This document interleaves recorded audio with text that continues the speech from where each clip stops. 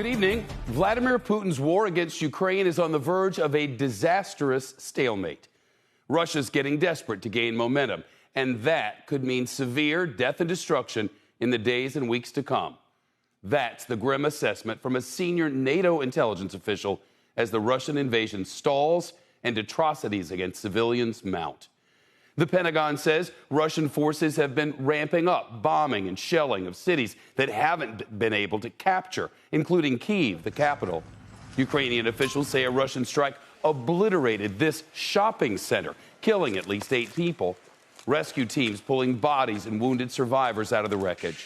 And here's a photo of one of the rescuers overcome with emotion. The Pentagon says the Russians are bombarding cities more and more because they failed to achieve most of their objectives.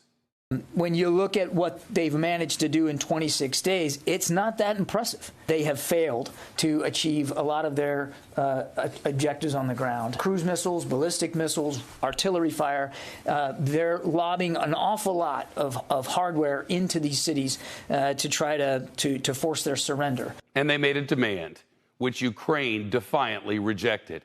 It was Russia's demand that the Ukrainians surrender the key southern port city of Mariupol. Moscow gave Ukraine the ultimatum, lay down your arms and give up this city. Then we'll allow civilians to leave safely. Ukraine responded, no. Mariupol is one of Ukraine's most devastated cities, where they're burying the dead in mass graves. And now we have a satellite image of that destroyed theater in Mariupol. It's the one where the Ukrainian officials say hundreds of people, mostly women, children, and the elderly, were taking shelter. The Russians bombed it, even though the word children was painted in Russian outside. The Ukrainians are now also accusing Russia of bombing an art school in the same city, where they say 400 innocent civilians were sheltering. In the Russian-occupied city of Kherson, Russian troops used gunfire and stun grenades to break up Ukrainian protesters. Listen here.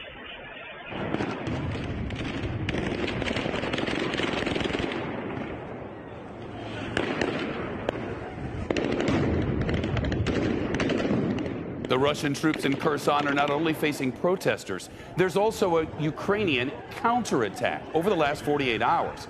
According to the Pentagon, a top NATO official tells NBC News, Putin appears dug in and unwilling to admit failure, likely foreclosing the possibility he'll back down. The loss of life and damage is going to be quite severe. Neither side can win here. Neither side will capitulate. The NATO official says neither side has a superiority over the other, and that they could be in for a long, drawn-out fight. NBC's Cal Perry begins our coverage tonight in the western Ukraine city of Lviv. Cal. Shep, this evening, a fresh address from Ukrainian President Zelensky telling people not to give up hope in these eastern cities, that they should stay and fight. He's trying to rally people to these places that we are seeing such extensive destruction. He also took time to reach out and counter some of the messages coming from Vladimir Putin, pointing to a 96-year-old man killed today in Kharkiv by Russian shelling, a man that he says survived the Nazi death camps. It is, of course, Vladimir Putin who has talked about this denazification of Ukraine, the Ukrainian president calling that absurd. He referred to the Russian soldiers as slaves, saying they don't even understand their mission. Shep, we had some recent polling here as well showing what public support there is, at least optimism that Ukraine can withstand these attacks. 91% of people here polled said they believe Ukraine will win the war. Certainly these civil defense teams that we've seen set up across the country have done a good job of stopping these oncoming Russian forces, but we are seeing that those Russian forces now, perhaps as a tactic because they are not making gains on the battlefield, now starting to indiscriminately increase that shelling of residential areas across the country, Shep. We've heard about peace talks. Any report of progress? No, according to the Kremlin, not enough even to have a meeting between Putin and Zelensky. Zelensky calling for these peace talks to start immediately. He's in this impossible position, Shep, where he wants to negotiate with the Russians at the very least to get a ceasefire in some of these cities. But there is this concern that he has consistently laid out that if he negotiates with the Russians and they're not negotiating in good faith, it just allows them to regroup militarily. Shep. Shepard Smith here. Thanks for watching CNBC on YouTube.